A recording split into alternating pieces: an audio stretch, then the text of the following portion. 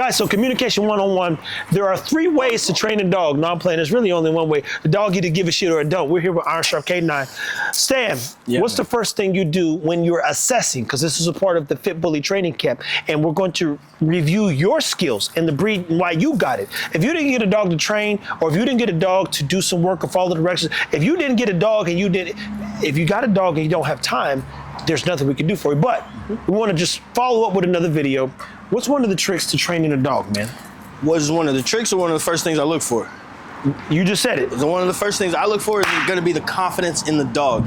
So look at Ego. His tail is up. He's engaged. He wants to interact with us. So that's one of the things that I look for. Come here. He's thinking about getting into that pool. Well, he's just hot right now, people.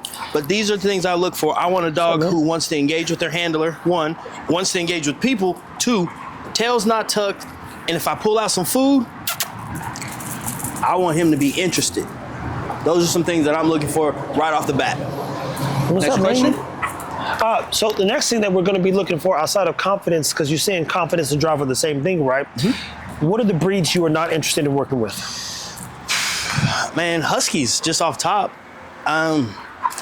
That's the main one. Corsos aren't my favorite, but I actually got this little Corso pup right now. He's actually changing my opinion about him. Not really, but that one is actually pretty good. It's always that 1 in 10,000 where they're like, damn. Yeah, he got drive, he got confidence, but then his Corso's coming out. We took him to Henny's place the other day. It's a new environment. Now you start seeing that Mastiff start coming out again.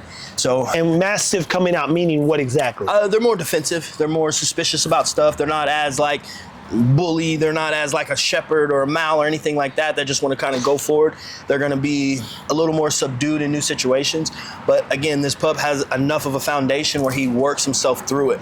A lot of dogs, bigger dogs, they never work themselves through it because a lot of people don't expose them to stuff when they're young. They baby them too much, and then they teach the dog, hey, if you want to be fearful, all you got to do is pull me and I'm going to let you get away from the situation versus trying to work through the situation.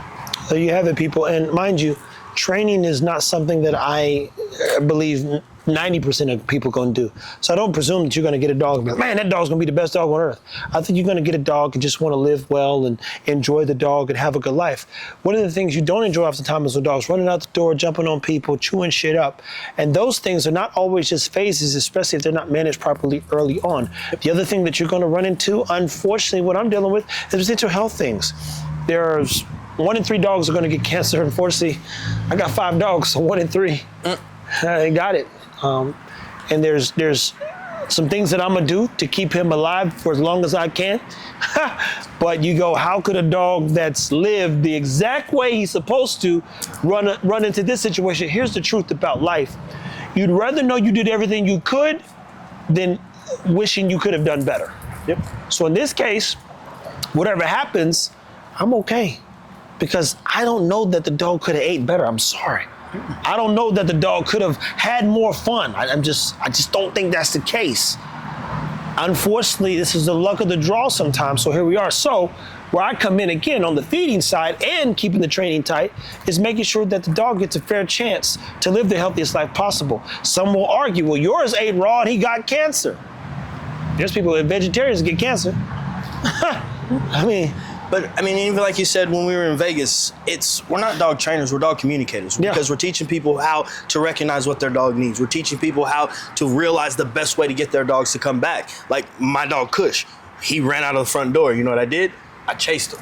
I thought he was gonna come back if I chased him. He was like, oh, this is a fun game. Nowadays, my dog ran out the front door, you know what I'm doing? I'm going the opposite direction because my dogs wanna be with me and they're not thinking I'm going with them. So there's a lot of things that you can do to keep your dog safe, and that's the things that we will teach you how to do. There you go, people. Listen, I've said this before. I would never train nobody's dog. I'm telling you right now, if you send a dog to FitBully Camp, it's going to be 3 arms and 2 legs. But we will be on a reasonable doubt. I will be involved heavily from a marketing, branding, and even more importantly, teaching standpoint, and showing you your dog's progress as it eats new things. I'll take all the fears away of, well, I just don't feel comfortable giving him chicken legs and all this other stuff. I know all the tricks. Stay tuned, people. Take care of your dog. Stan. Yep. As always, this is the Dog Man. I am Stan90 at Gmail. Yep. TFit365 at Gmail. Until next time.